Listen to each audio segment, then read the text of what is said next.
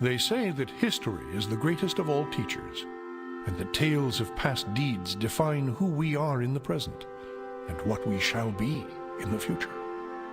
It is said that such tales shall, with each telling, illuminate us all with the light of truth. I shall tell you of such a tale. It is a tale quite familiar to me, for I have spent nearly a lifetime piecing it together and chronicling it here within this book. For years I have pondered its passages, studying every line, committing each word to memory. Perhaps now, in the telling of it, I shall at last find the answers I seek. Our story takes place in the northern region of Faerun, known as Icewind Dale. It is a harsh, frozen land, cut off from the rest of the world by a wall of jagged peaks called the Spine of the World. For centuries, the icy plains of the Dale have been home to the barbarian peoples of the Uthgard and Regedman. Huddled together in small, closely knit tribes, the barbarians lived simple lives, free, proud, and fiercely independent. Until the day an archmage named Ericon came to Icewind Dale. With an army of mercenaries, Ericon sought to conquer the north and force the fierce barbarians into slavery.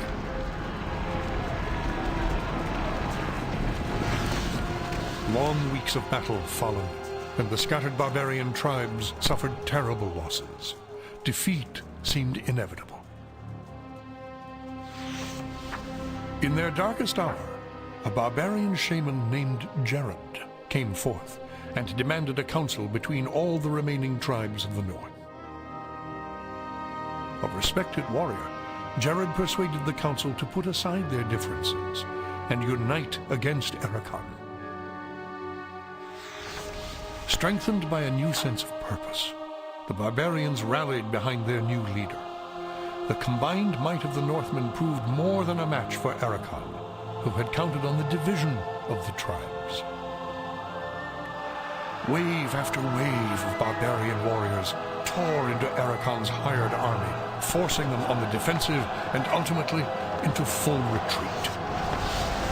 As his army crumbled around him, Ericon had time for one last desperate act before his enemies descended upon him.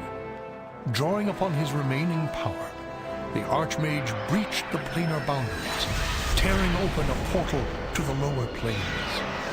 The foolish Archmage's cries of victory immediately turned to shrieks of terror as the hideous and twisted shapes of demonkind materialized from the portal and poured onto the battlefield. The sudden appearance of the demons drove the combatants, barbarian and mercenary alike, to turn to meet the new threat side by side. The remaining warriors bravely charged the portal to drive the hellspawn back, and were slaughtered by the hundreds. As his people fell around him, the barbarian shaman, Jared, looked up from the blood-drenched snow of the battlefield and caught sight of a lone figure high upon a ridge in the distance. Jared immediately recognized this vision as an omen from his god Tempus, and in that instant, he knew what had to be done. Shouting cries to his god, he charged through the ranks of the demons and plunged into the portal.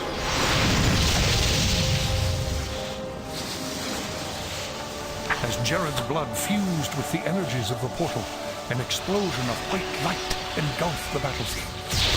When the light subsided, the demons were gone, and the portal was closed. In its place hovered a disk of solid stone.